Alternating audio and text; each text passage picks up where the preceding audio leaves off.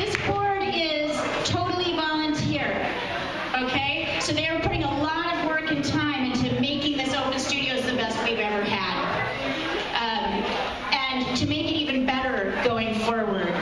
So our presentation tonight, I'm going to talk to you about a few organizational details, and then we've actually got 3 speakers here, veteran Open Studio artists, who are going to talk to you about different elements of having a successful Open Studio show. Because for those of you who have done it before, you know this is like a work in progress thing, right? Like trying to figure out how to capitalize, how to monetize, how to use Open Studios to your best advantage is something that has a lot of moving parts. So we're trying to make that a little bit easier for you. So we're going to have a couple people come up and talk to you. What I wanted to talk to you about just very quickly is the reason for your being here tonight, beyond hearing these speeches. Everyone should check their listing in the Portland Monthly Guide. Even if you think where Maud is waving her hand over there, even if you think you've already done it, we want you to double check just to make sure. Because once this goes in, we can't change it. So we want that to be good, that information to be accurate. You're obviously picking up your signs tonight, and we're doing something a little new this year. We're actually requiring a sign deposit of $25. For those of you who read the newsletter, which is about 2/3 of you, I know, because I had to call the other third of you to get you to know about the meeting, you'll see that we actually spent $700 on missing and damaged signs last year. And that's your money, and we think that's a waste of money. So this year, we're really putting the incentive on you to take care of these signs and get them back to us. We really haven't had a very clear procedure for how that's supposed to happen, so this year that changes. And you'll see over in the corner, Allie, can you stand up for a second? Oh, sorry. Hello? There she is. Okay, so Allie is our sign distribution coordinator. For those of you who take your signs away tonight, after Open Studios is over, she's going to email out a couple of dates when you can bring them to our storage locker and check them back in. Once you do that, we will mail you your deposit back. Okay?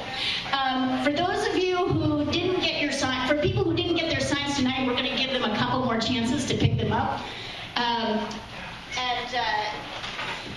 I guess the thing I wanted to mention about signs is that this year, if your signs are stolen, we're asking you to take responsibility for that.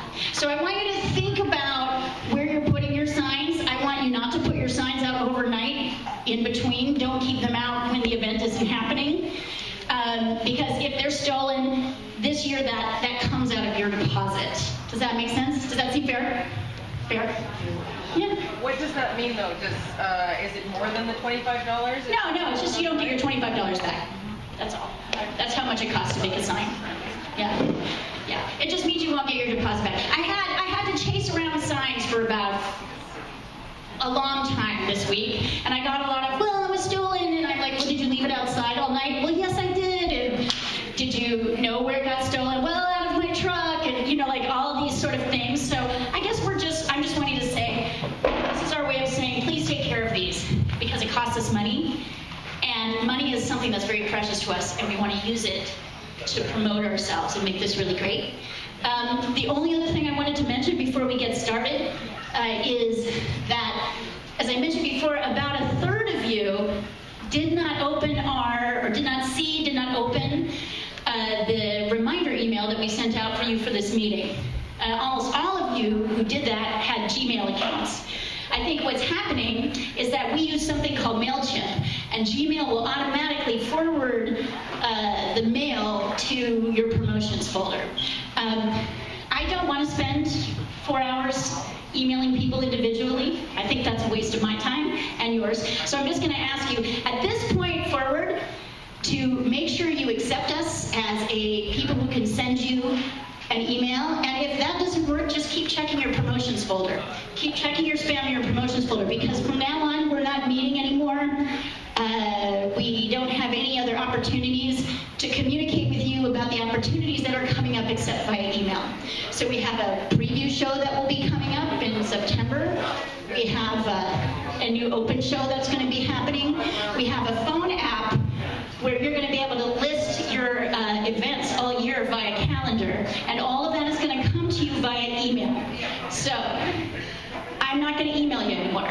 So make sure you're getting your emails from us. We need you guys to be reading them. Well, I mean, you don't have to, but you'll miss out on the things that we have going on. So anything else, board, that I need to say? No? Yeah.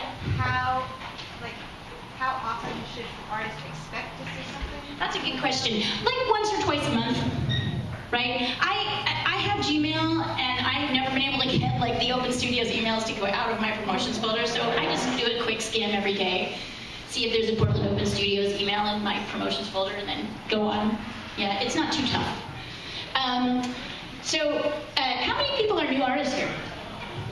Who've never done, not new artists, but artists who've never done this before? Excellent. So how many of you have questions about like how to do this event?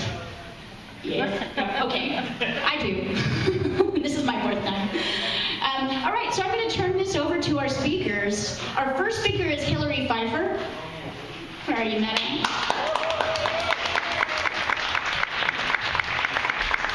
Hillary is a very successful woodworker, and she's incredible with marketing. And she actually just opened her first physical location on Alberta Street. Has an amazing Etsy business, sells a lot all over, and is going to talk to you about pricing. Is that what we discussed?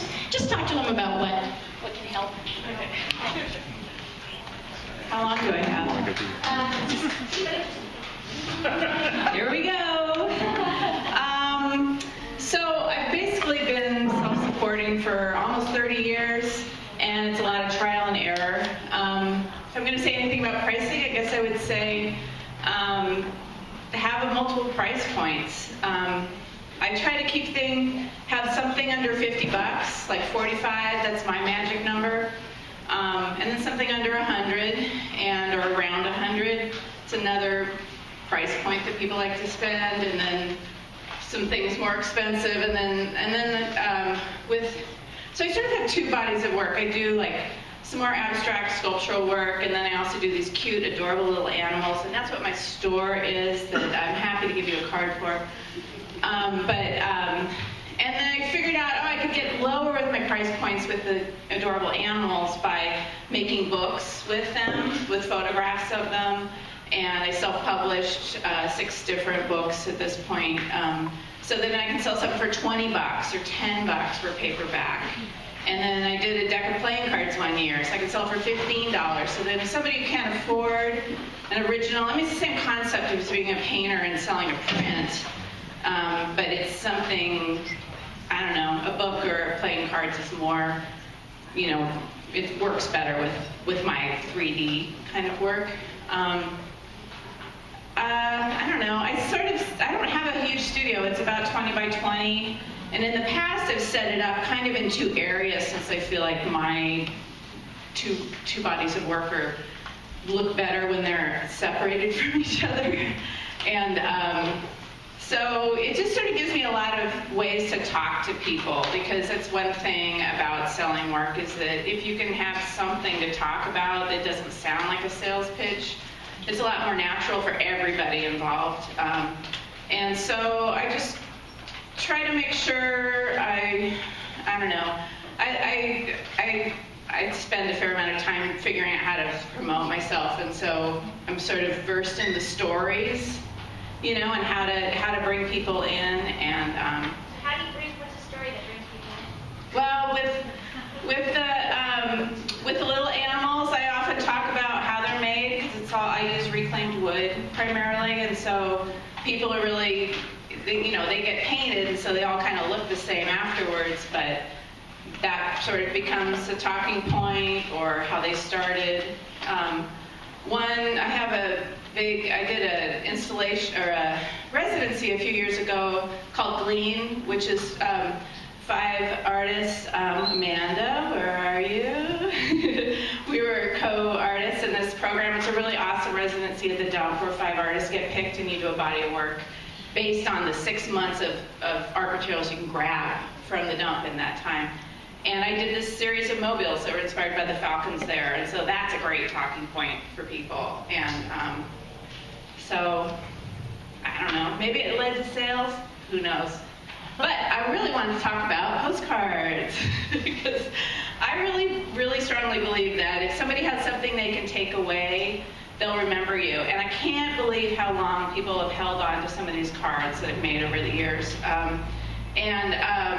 One thing that I do every year is I make a card that's like a what else I'm doing during the year events card, because I usually do several craft shows in the fall or whatever exhibitions I'm in. So it gives people a way to like follow you if they like what you're doing. And so anyway, I brought some leftover ones from last year. If anyone wants to grab one and look at it and, I don't know, model it or something, it's fine. I use Color Magic. They're great printers out by the airport. Super nice people. I don't know. Any questions? Yeah, I was gonna say, ask questions, guys. I just wondered, like, I've never done a mailing list. I have like active Instagram now, so I don't know, like receiving like making lists of people's emails and mailing off like a newsletter about what's going on in your studio, or just doing Instagram. Like, I don't know. I do both. You do both. Yeah, and I have a mailing list sign up at my studio when I have the event, so I always get new people from that, and I use MailChimp too. I didn't really realize that it went into promotions, but Depends on what email address you're using, but. yeah, well, I don't know. I usually sell something, you know, make sales every time I send out an email, so it's worth my time.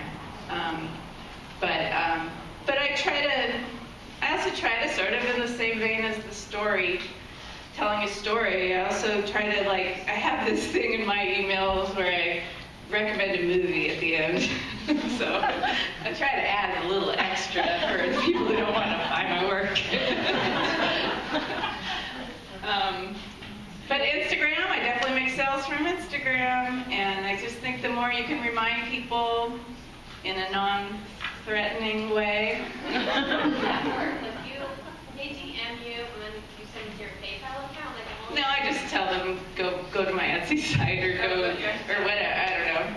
It's usually my lower price point things that sell from Instagram for sure. And what is that price point? $50? 45. I think people will take out 220s. They've always got 220s in their pocket. Yeah, that's good. There was something 220. Yes, don't they make it put 20 220s out? I'm not saying your big giant beautiful works. Yeah, I'm not saying the big giant cities, but I'm saying like a print or something, or a little teeny thing. Yeah, I mean, it's just, I don't know, it's sort of the idea that when people have a connection with you in your studio, they want to take a little piece of you, even if they can't afford the big thing.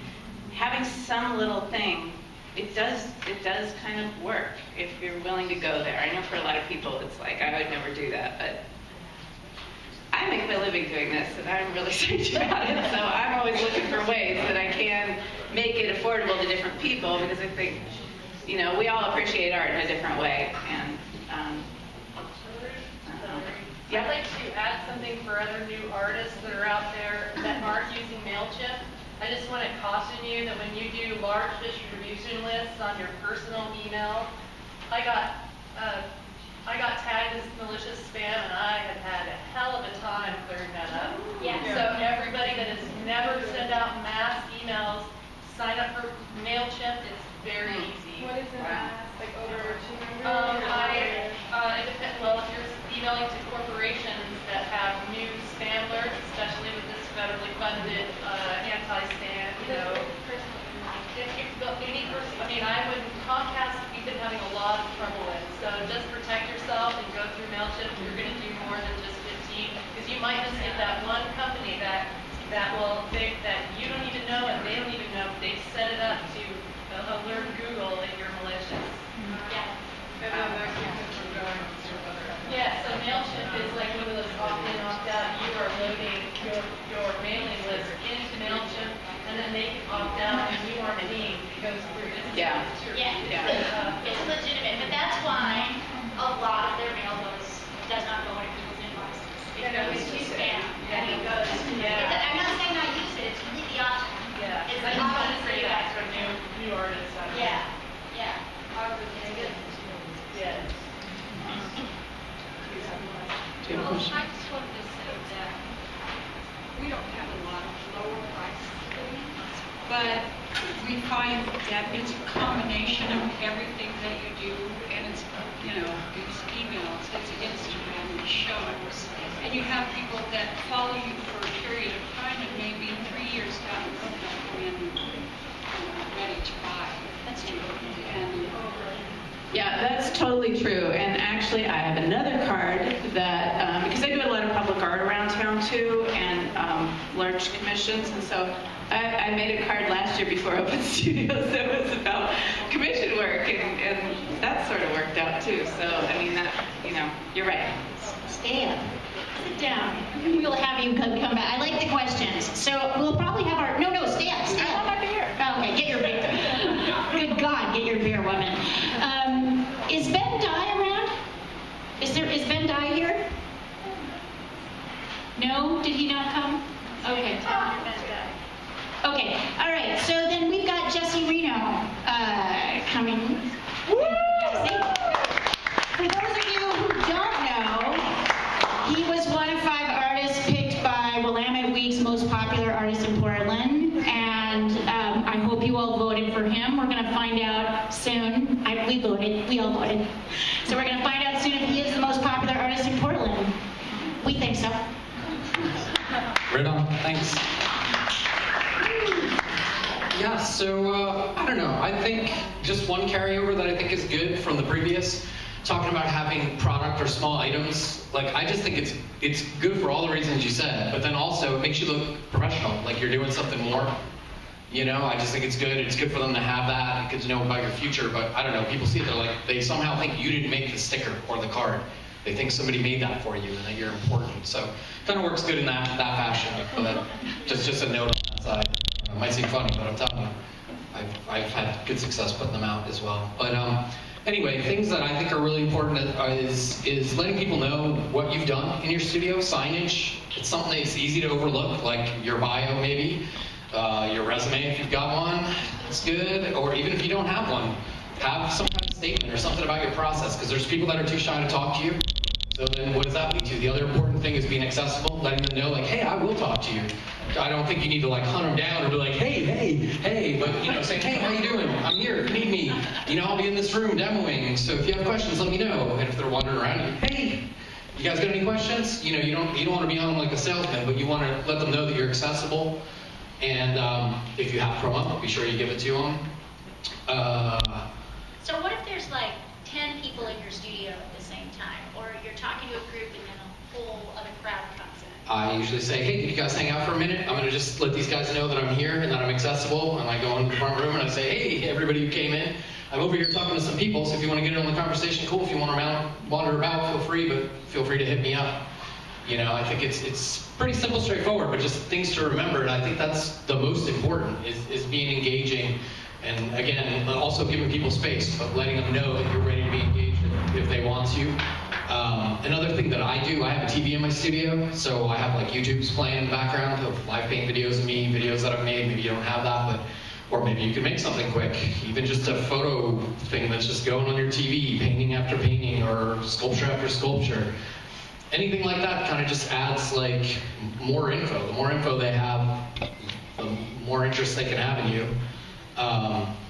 Stories are good for sure. I definitely like to talk to people about my work that often will sell a piece. And either way, it just engages them, lets them know you're passionate. Pick a story that you like, as far as what you're going to talk about. Maybe think it's going to be different for different people. My work's made out of a narrative, so it's really easy for me to talk about any piece and tell a giant story. That's kind of too long for everybody. Does it change the same piece? No, the piece it might change a little bit. It's like a joke. The joke still kind of goes the same way. Let's see, what are other good things? Have it orderly, that people can kind of find their way through it. That's kind of basic, but some people don't think of it. If you don't want people to see stuff, or you don't like that piece, take it out, because that's what everybody's going to gravitate towards, whatever they're not supposed to. I have boxes blocked off with wooden half barrier that were closed, and of course someone wants to come in and see what's in the box.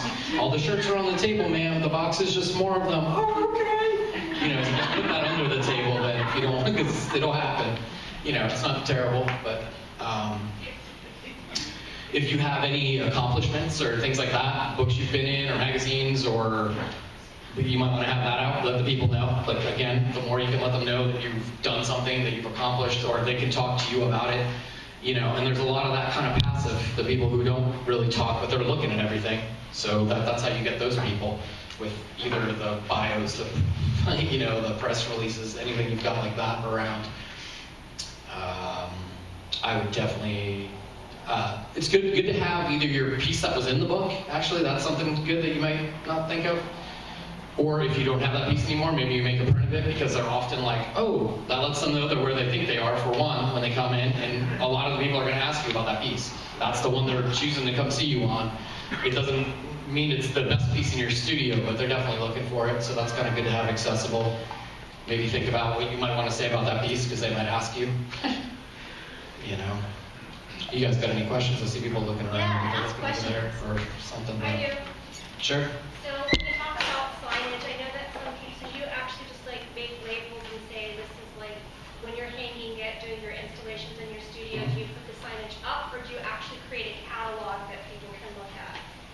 Actually, I have all three. I would say you definitely. Well, when I was saying it, I was thinking pricing for sure by each piece, but signage that's like a little bit about your process. Like if you've got a spiel, or you obviously know what you do. Right. If you can break that down into like a one sheet, something about this big, nice beefy text. Like, for best practices, is it better like to have just like you're having like an exhibition where you have a price point, or is it nicer to have a catalog? I think it's best to just have it right there. The more you're making an extra step, it's like maybe you got people coming in your studio who don't understand the gallery catalog thing. You're getting people all over the map, dude. Other artists, super pro people, collector people from out of state, and then somebody who's just like, there's no prices on anything, and I'm too shy to ask, and they walk out the door. You know what I'm saying? That person's lurking, and there's more than one of them. That's why I just do everything. If you've got a catalog too, like I have that too. That's what I'm saying. I have all three. That way people can kind of go wherever they belong. Better to catch them all than to miss one. And all it takes is one sale to make anything worth it, kind of. Other stuff? Can you both actually speak to what people can expect during the 2 weekends, like the flow, how things will roll? I know Sure. you can't categorize it, but I'd love to hear from both of you about. Yeah, totally. I mean, there's usually one really good day, one really bad day, and then the other two you don't know. For real. I mean, that happens every year, to me anyway. The flow is pretty random. You'll get a bunch of people at once at some point. They'll wait around 2 hours for somebody to come at some point. I think it's a real mix as far as what comes in. There's people that are definitely looking for pieces to buy. There's people that are just looking to see your process. There's other artists trying to figure out what they can ask you about how to make it as an artist, because they think you're making it because you're in the catalog. No, for real. It's like, as I'm saying, anytime there's a sticker or a thing that looks professionally made with your name on it, they think you know something. And you do. I'm not saying you don't, but that's kind of a mix. I guess I would say that since I'm a 3D artist, like more of an object maker, I get a different crowd because it's very painter heavy, this event. And so I get a lot of people that either want to look at my tools or see a 3D sculpture. I don't know, it seems like the first hour and the last hour in any event I've ever done is always the slowest. But one thing I do is I invite my friends to show up for the last hour. So then I can push any freaks out the door and it's not boring. And I'll have a little, so some years I've had food, but people don't eat food in my studio. But they'll maybe, they won't even drink alcohol so much. I don't know why, but so I've sort of pushed in, this will be my 4th year, to doing more sparkle water, LaCroix or something like that, and juices or something, and then have 1 6-pack for my friends or something like that. Hey, can you talk a bit about what means you're using for sales transactions in terms of Square or how you're dealing with your invoicing system, have one, I personal checks. Yeah. I use Square, and I have like $100 in small bills. Yeah, pretty much the same. I have Square, I've got change, and I'll take a check. I don't know, that's however you feel about it, but I've done it and had no problems. I'm not saying you won't, but yeah. Can you say the name of the print company you use again? Color Magic. Color Magic. Color Magic. Can I ask what you pay per postcard or I just had 1,000 of these printed for about $70. Okay, and they're all, you have it all like created already and you just give it to them? I design them, but one thing that I love about them is they have all their templates online. So whatever product you're looking that you want to end up with, you can just download the template. If you have Photoshop, it's typically what I work with is just do the layout, and they have like the bleed area so that you know what's not going to be cut off. And I don't know, it just makes it so easy. Yeah. I've used it for about 10 years, so I'm too lazy to switch. In the back. Community too. Is it so busy that you need an employee to help you Yes. deal with people while you might be talking Yes. with people and all that? Sometimes it can be useful, for sure. If you got somebody that you can pop in there, if it's like a big expense in a house, I'm sure you can manage it yourself. I've done it both ways. It's definitely helpful. There's always a way, but part of the day you're going to be sitting there. But then you got somebody to sit with, not to be funny, but yeah, it's helpful for sure. Like when the 10 people come in all at once, because that does happen. It's so weird how you'll sit there forever and then all of a sudden it's 20 people.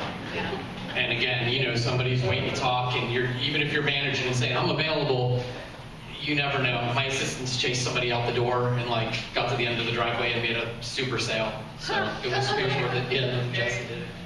The first year I did it, I took advantage of the student mentor program, and I had the best girl who, she was a high school student. She just intuitively figured out, go greet people when they're coming in. She was perceptive about when I was busy, and would sort of fill in and stuff. That was such a dream, especially for my first year. Then the second year, I had somebody who slept in the corner the whole time. Nobody could draw her out. Last year, I tried it on my own, and it was fine. But most people are pretty generous when it's too crowded. But I like that story about I was managing a really big sale. Yeah, and it's an interesting thing to think about what Jesse said, which is that he always stops what he's doing and greets the people as they're coming in. I think that's actually key, and you think it's not a big deal, but when you have 20 people in your studio and you're in the middle of telling a story, you've got to remind yourself to do that, to stop and say, just a second, every person who comes in here is important, enough to be greeted by you. I mean, they are here to see you. Yeah. I just want to make a point. Jesse, you've got a gallery, and Hillary, your studio is kind of, you can just leave the door open. I have a new gallery too. Yes, and congratulations, by the way.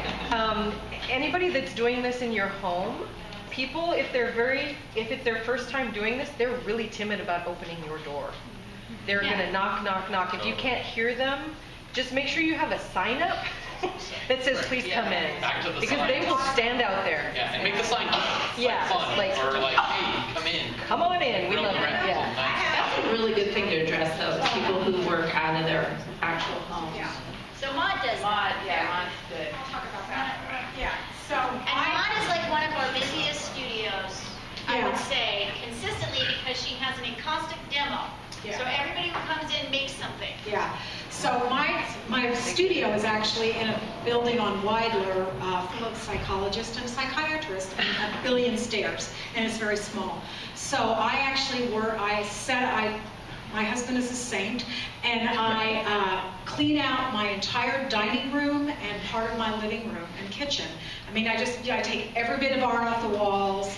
I hang my own art. I have a whole wall system that I can put up. And on my front door, there's a great big thing that says, welcome, please come in. Yes, you're at the right studio. I also have a thing that says I have 2 cats that are indoor-outdoor cats. So if you're at home and you have pets, it's really good. My cats are indoor-outdoor, so I say, basically I do that so that people won't freak out when the cats whip out the door, you know. And the minute you come in, you're right in my dining room. And what I've been doing for the last 2 years is I had a whole table set up with encaustics, and everybody got to make one if they wanted to, which I'm sort of changing that this year. But my studio is at the corner of my house is at the corner of 26th and Alberta, and I probably have about between 200 and 300 people come by. And it's probably, in large part, it's because people are walking down and they're going to the waffle window or wherever, you know, and they stop and they say, oh, they see these signs and they stop.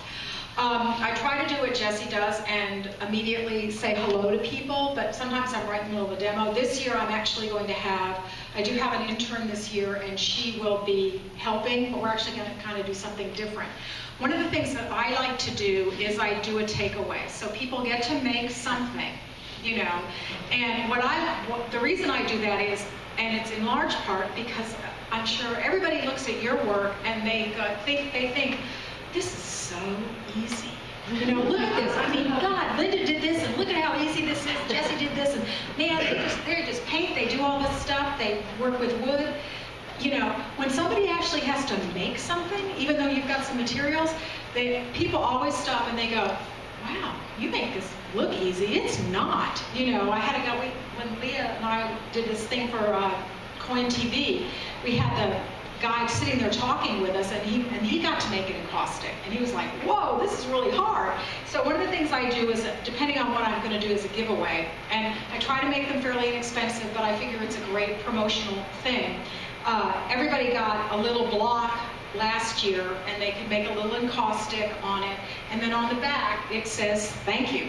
It has my website, it has my Instagram, it has my Facebook, you know, whatever I'm doing, so they always have it. You know, and I had people come back last year who were, you know, oh, thank you, this was so fun, I want to do it again, you know. I don't let people use the bathroom unless they have children. I get people with a lot of children sometimes, and so if they're really small, I do. I tend to figure out where they could possibly go within the neighborhood. There's a lot of restaurants around. I just don't. I do have a friend who comes down from Seattle who does my sales. And she's kind of in the back. She sits and knits all day. It's great. But I can't do that by myself. I mean, I've had as many as 30 people in my dining room, which isn't really that large. And so, and then they're all standing there waiting to make something. So I personally think it's really important to have somebody there if you think you're going to get a lot of people, because you'll be exhausted by the end of the day, and you'll talk to so many people. I think it's good to have an elevator speech, sort of, so that you can do. I think it's really good, the idea that Jessie said about whatever piece is in the Portland Monthly, either have a print of it or have it there, because I didn't do that the first year. I could have sold that sucker about 500 times. So, yeah. Any other questions about being at home and working on it? Yeah. Anybody intimidated yet? Any people like, oh my God, am I going to handle this? Yeah. Yeah.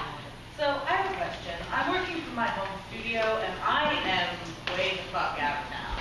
As I imagine a few people are. Yes. Am I? Well, I'm not sitting with my group, but yes.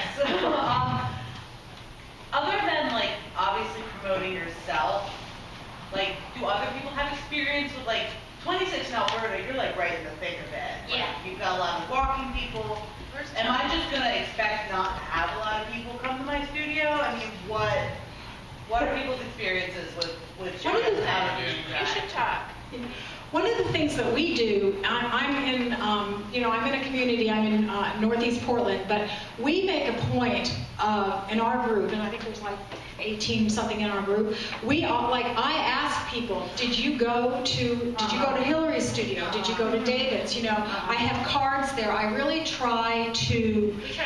We try to promote our entire community. Right. That's why you should be sitting with your community. Which is right. I think every community, if you can do that, you can say, hey, have you been there? You know, it's great. You know, she does this. I mean, kind of knowing what people do. But Ma, tell her about you and me.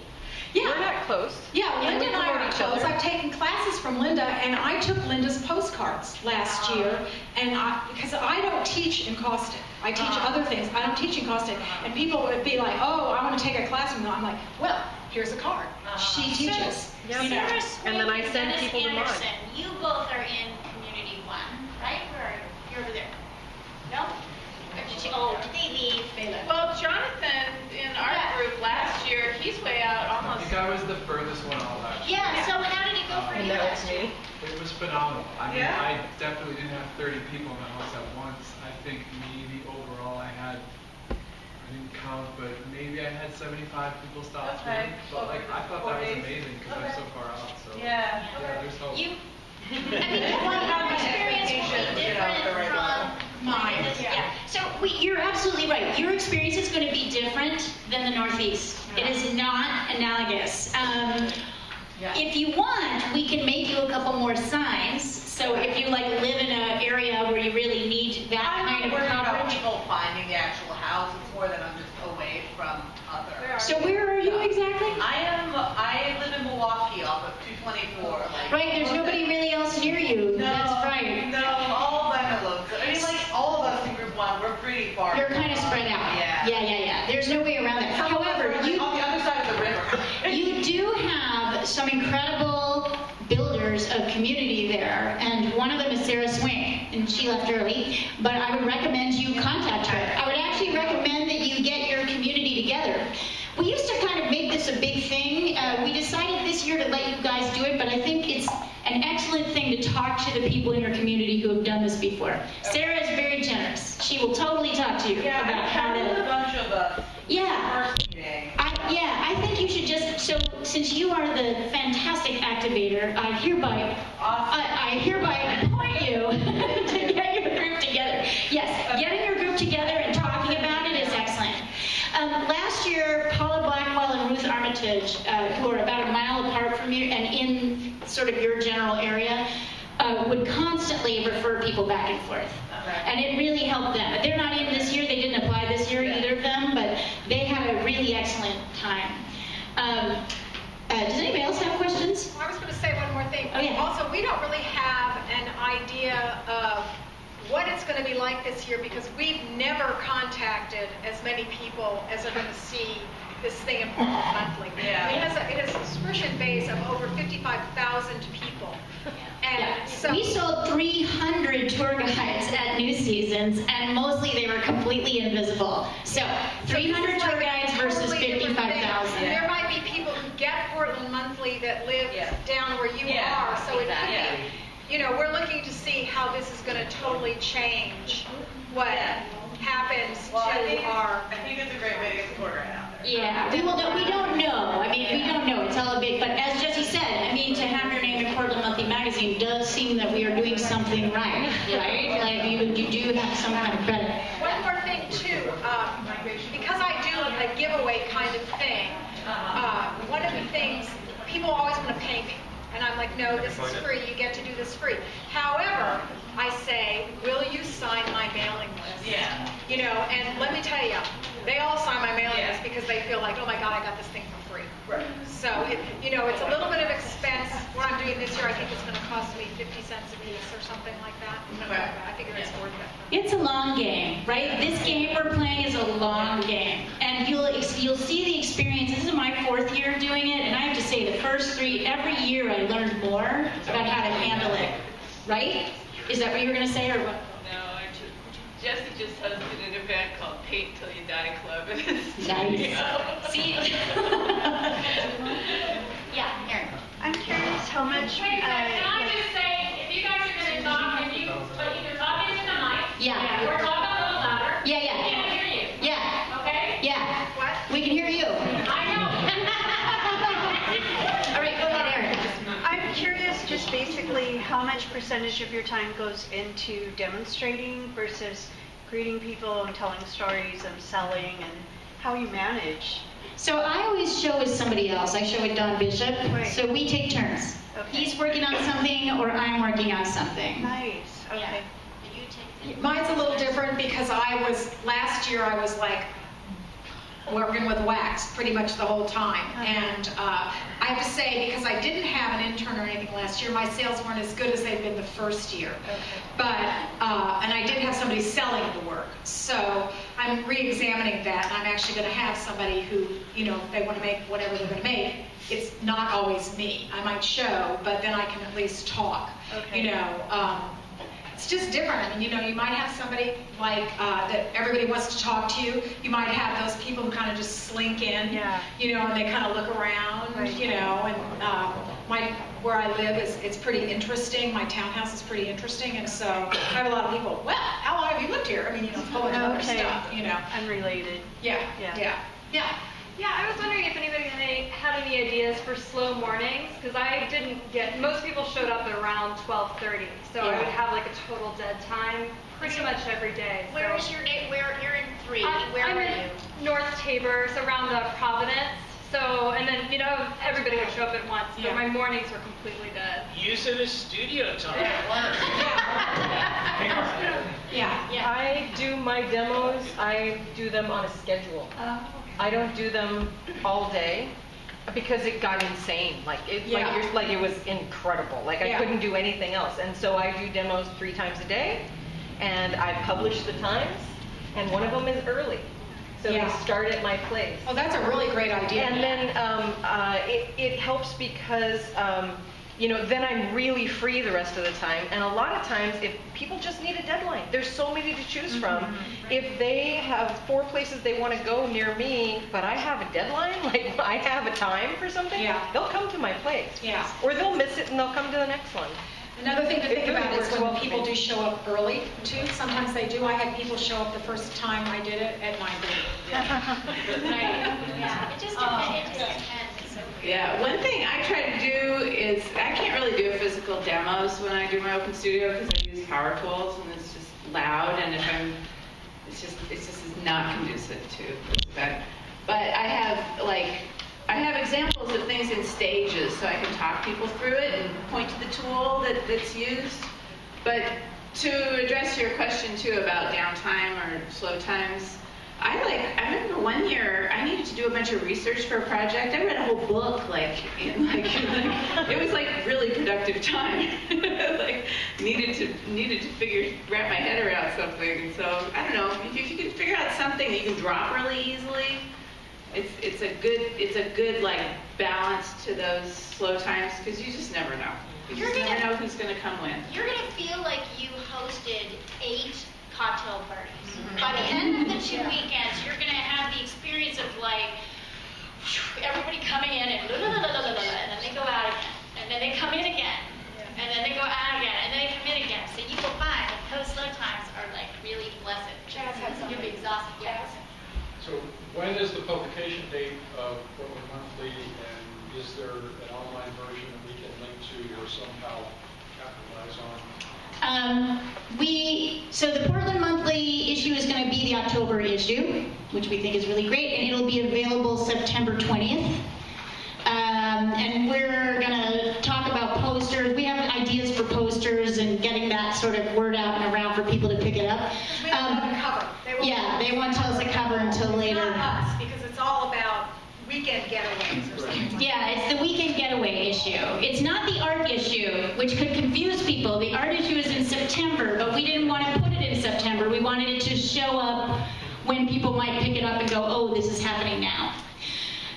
So that's when that's going to be going on. I mean, there's probably, I don't think it's an advertising supplement, so I don't think there's going to be an online I don't think there will be. But we have flashing above us our app, which is going to be, I think, where most of the people are going to buy. Most of the people are going to buy to like find where we are. Yes? Are we advertising in the art issue? We can't afford to advertise in the art issue, honey.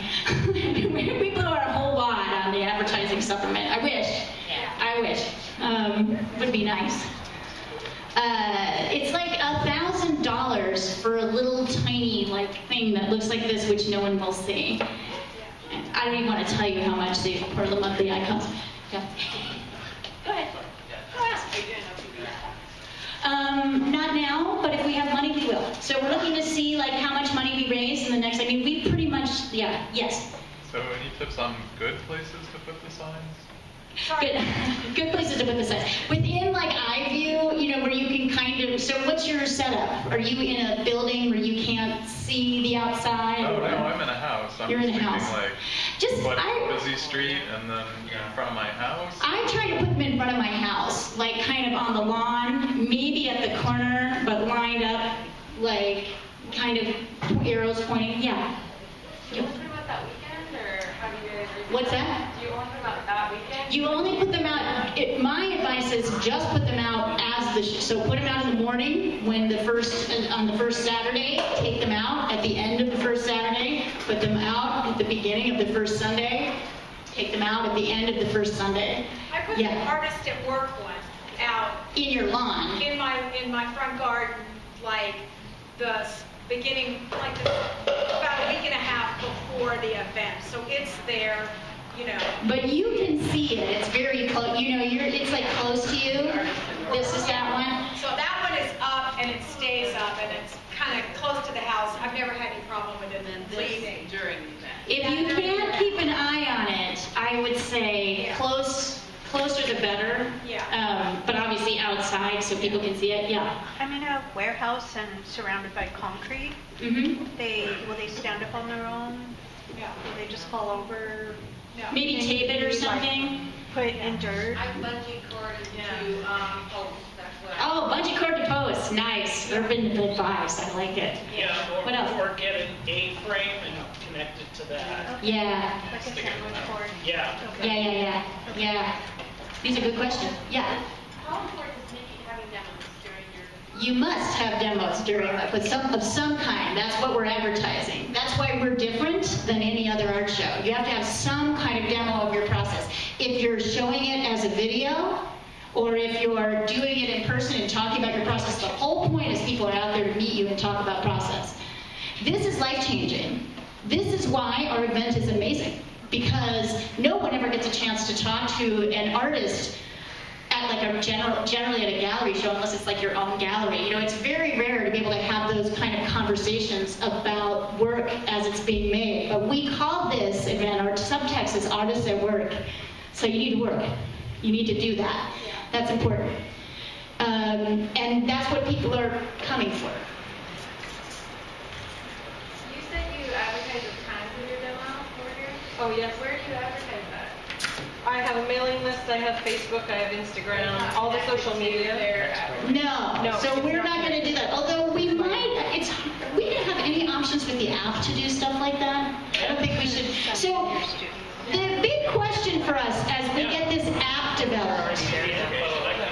Yeah, the big question is we get this app developed and we just don't know because we've never worked with this company before, we don't know how it works, is that we're going to have the option to do what we call push notifications. So you could pay possibly a little bit of money for us to push something, demo at Lynn Robertson's at blah, blah, blah for $25 or so. You know what I mean? Like we haven't really figured it out, not the demo. But I pay. Yeah. Like, We're trying, I'm rich. Yes, pay $25 to get into Linda's to see a demo. So we think there's going to be options for doing this kind of thing with the app. We just don't know how tricky it's going to be, how much, whether we'll be able to employ it this year. So yeah.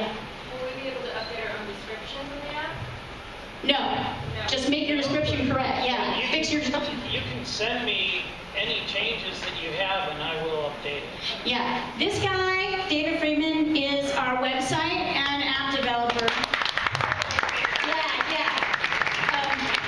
Applaud him. He spent about, I don't even want to tell you how many hours fixing and redesigning our website. It's amazing. And the app's going to be even more incredible. PortlandOpenStudios.com. PortlandOpenStudios.com. Go take a look at it. So if you have any issues with your stuff, just email him and he'll fix it. Also, everybody who looks at the guide or looks at our website, when they look at your listing, your website is there. So you can have something on your website that, because all they're going to be seeing is this little teeny picture, so they're probably going to want to see more. So right on your website or on your blog, you can say, I do demos at 10, 2, and 4, you know, or what have you. Yeah. So that you can drive some of that information. We're going to, you know, we're trying to give you as many vehicles as we possibly can. Right. To get your website information out there. But this really works because the artists that do the best are the ones that are the most active on social media, the ones that rouse their fan base, and that like start to let people know, hey, I'm doing this, I'm out here, you know, I'm going on, this is happening. Oh, you guys know the drill. Yeah. So on the last email, it said to tag Portland Open Studios if I had any events coming up, and I direct messaged the Instagram account, and I also tagged.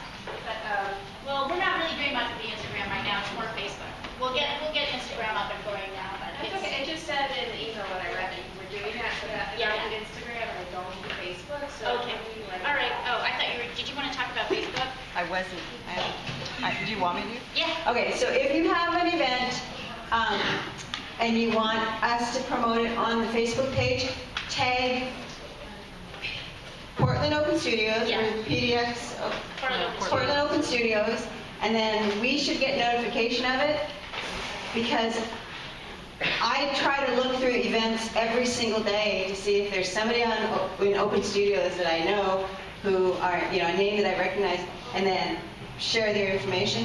But if I don't see it, like if you guys don't give us a direct notification of it, it's not going to get out there. So I'm really happy to do that, but please, you can either directly tag me, Samia Kamaguchi, or you can tag Portland Open Studios. And I think that unless we're friends, maybe they can't tag me. I don't know, but you can tag Portland Open Studios. Yeah, that's helpful. And do you mean put at somebody on the actual photo? And I'm sorry, right now we don't have anybody. We're trying to get somebody to do Instagram, but we don't have anybody doing it. So right now it's just a lower priority.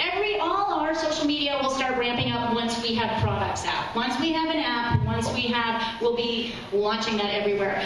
But at the moment, we don't have a volunteer to do that, and none of us really have that time. We're trying, but that's like one of those things. Yeah, the Instagram is a little bit slow right now, but it'll speed up. So I just wanted to mention two more things.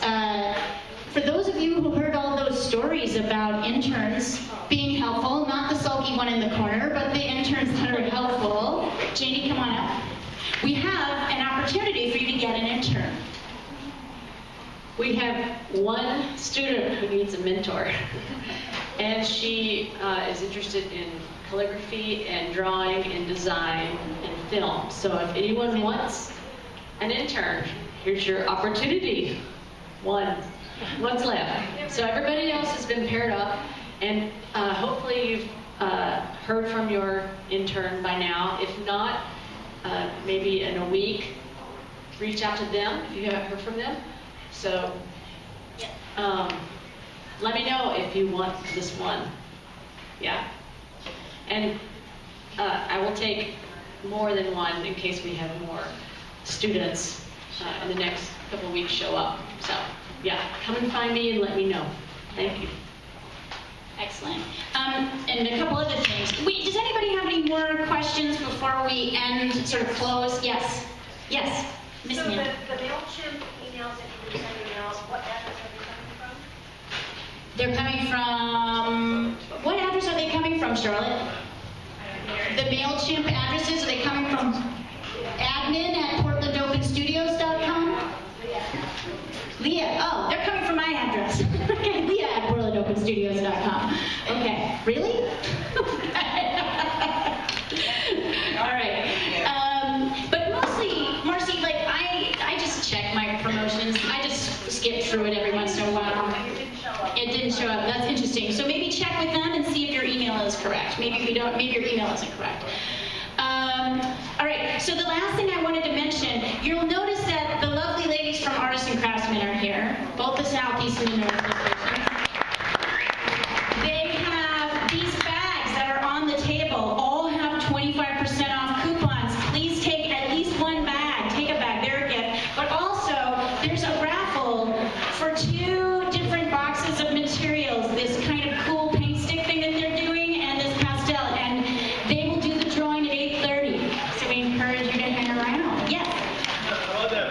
Oh yeah. There are 2 other events that are that are coming up that are important, and you will hear about.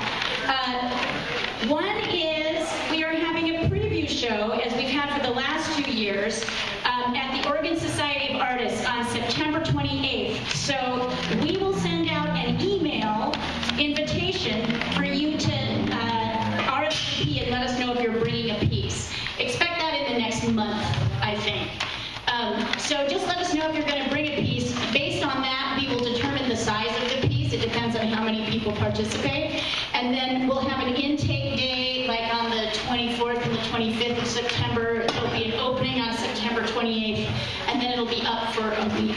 We found this, we're going to have a big party on September 28th. We're going to have like a sort of a launch. Our Portland Monthly Guide will be out. We'll try and sell the app. So we're going to use this as an opportunity to kind of kick off the event. And then the month after the event, on November 8th, has anybody seen this art ball that we're talking about?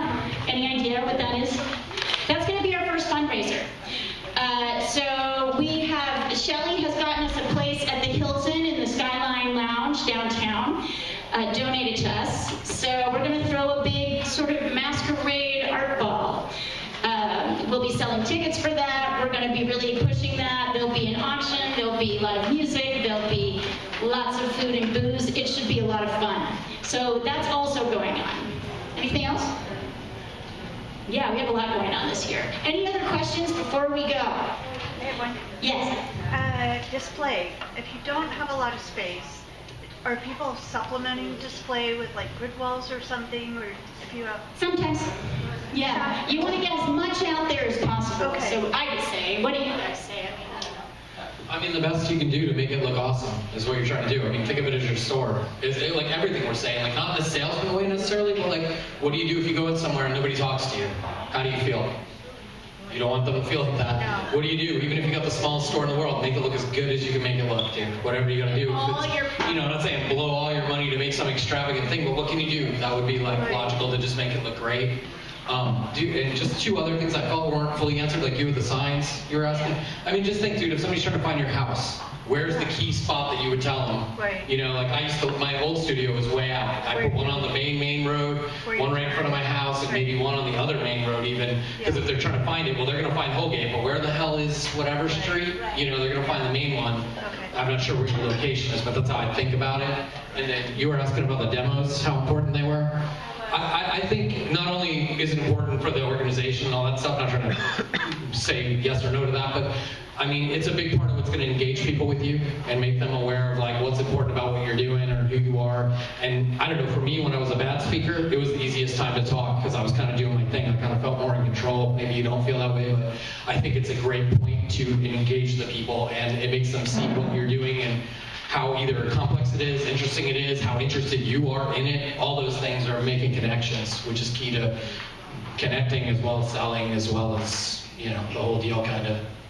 Yeah. So, anyway. For my demo, I can't really like do exactly what I made. No, that's just do the cool part. She can't do it either, but you got to show like aspects of it. Look, guys, this changes people's lives. Remember that. This event changes people's lives. This is where people come in, they see what you're doing, they think they can do it themselves, their mind is blown, they can't believe it. Honestly, you'll never have another experience quite like this. So this is the opportunity that you need to grab, engage, get people to see. And this is our mission. Our mission is to say, hey, art is for everyone. It's not separate from you. It's not separate. Art belongs to everyone, and it is like everyone's experience. Everyone has a right to experience it. Yeah. If you haven't looked at the guide, even though you maybe did it at the last meeting, come by at the table back here and check your listing again. Because we found some mistakes, and we want to make sure, because this is it. You don't get, you know, if you haven't checked it and we put something in there wrong, we're sorry. Hey, you guys are awesome. Just keep talking. Mill, get more beer.